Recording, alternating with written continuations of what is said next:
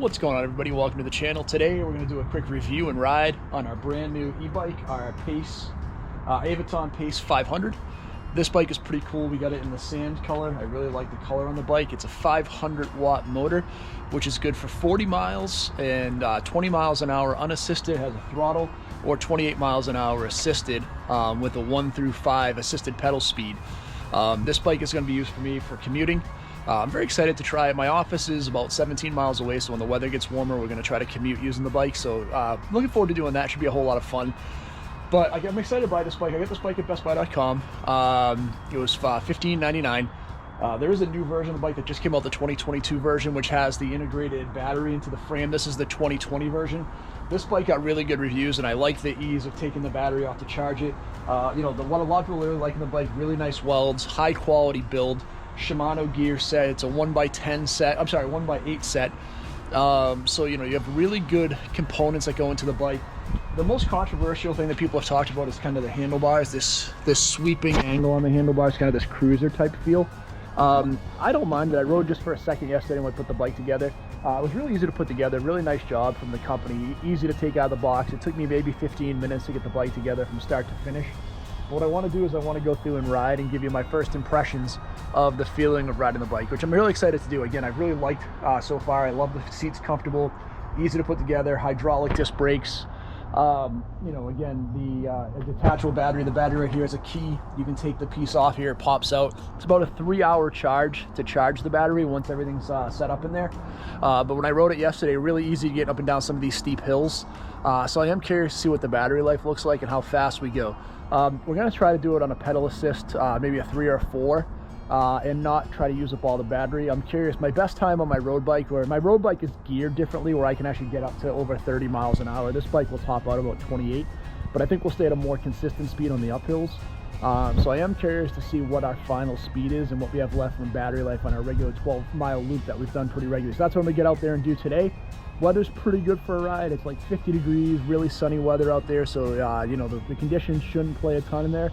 There's not a lot of headwind today or tailwind, so should be a pretty fair comparison. We've gotten 49 minutes, or just about 50 minutes is our best time on this 12-mile loop. So let's see if we can go out and crush that with the e-bike today. So we'll be back with you in just a second. All right, everybody, we set the pedal assist to 5. We live on a steep hill. I never ride up this hill starting my ride, so I'm gonna see how we can do it. You can see no problem. I mean, you get out there and it's just easy. I mean, the bike's already going 8 miles an hour. I'm just barely pedaling. I don't have to really pay attention to the gear. So that's one of the coolest parts of this, is it's relatively easy to get out and ride right away. So yeah, we're on pedal assist 5 to get up that big first hill, and then we'll scale it back to like a 2. We're on the flat roads. We don't want to use a ton of the battery, but we're going to try our regular ride that we usually do, and we'll see how it goes today. I'm looking forward to it. It should be a whole lot of fun. Like I said, I wanted to try an e-bike for a while, and now we'll get into, I like the safety feel of this too. Like when I'm in, crossing the road like this, I'm trying to get out and get in front of some people. This is so much quicker, so it's awesome. I mean, again, it just takes off. It's kind of like an electric car. Just once it gets going, so it's quick. So we have another pretty steep hill here that I usually have to get into a pretty steep uphill climb, so I'm going to try it again with the pedal assist 5 and see how we do on this. But it should be relatively easy, just like it was. Yeah, I mean, we're still maintaining 13 miles an hour, so very, very interesting. A lot of fun. Guys, I know the angle's going to be weird on this because this is there's really no good way to mount this, so I apologize if it's all cattywampus with the angle. But I'm on a hill that usually kicks my ass. I usually will ride this at 10 miles, maybe 11 miles an hour with the pedal assist on 3. Just in the middle, I'm sitting up 16 miles an hour, just cruising up this hill. I'm very curious to see what the calorie burn will be at the end of this. A good ride for me on this would be, so this 12-mile loop, I think it's like 600 calories for me. I bet you with this, it's probably close to going to be like 250 or 300. It's just much easier. I'm still pedaling the whole time. It's just significantly easier. And as you get to the downhills, we can slow down the pedal assist down to like a 1. But again, we've got, a downhill pretty easy. We're still maintaining like 16 miles an hour. We go into this 2, and all of a sudden we bounce right back up. And we come to another little minor hill here that I don't really struggle with. I'll sit around 13 to 14 miles an hour. But what's awesome with this is, again, I want to go for like a long ride and go visit family in the summertime where the weather's a little warmer than it is today. I look forward to this. This is awesome. It's just cruising out. I kind of feel like I'm almost like I'm riding a motorcycle, but you know, getting a little bit of a workout in, and I'm not as worried with all the maniacs in the road. I think I have a little better control because I'm not going super fast. So pretty cool so far. We'll wait till we get down to the next big hill that we have that takes us up over by the Adams Farm and the ice cream shop that's over there in Westwood off of 109. But I'll go back and show you that one in a minute, because that's probably the second toughest hill we have.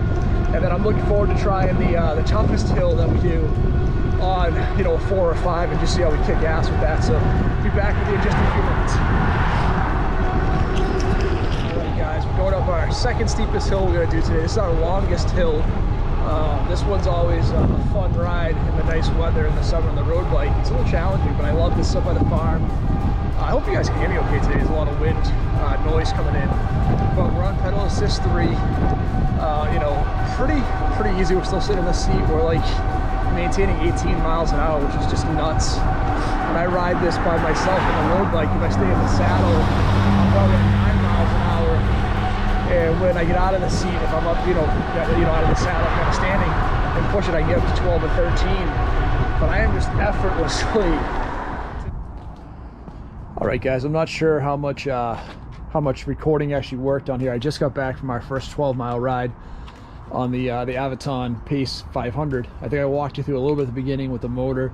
You know, it's hard to describe what the ride is like. I would tell you that, to me, the best description I could probably give you on the ride and how it felt like riding on my stationary bike at like 20% resistance versus the, you know, 70 or 80%. It just felt really easy. You know, we just got done. You can see on here the display. There's probably a little bit of extra mileage on there. I didn't do 14 miles, but I felt awesome on the bike. It was really comfortable. The suspension obviously is a solid fork. There's not a lot of give. The tires are pretty good. I have some rough roads I ride on that were a little bit bumpy, but overall I loved it. I'm just telling you, I'm thinking about right now, like, this is the bike I'm going to ride in the summertime, just to enjoy a sunny day to get out versus a workout.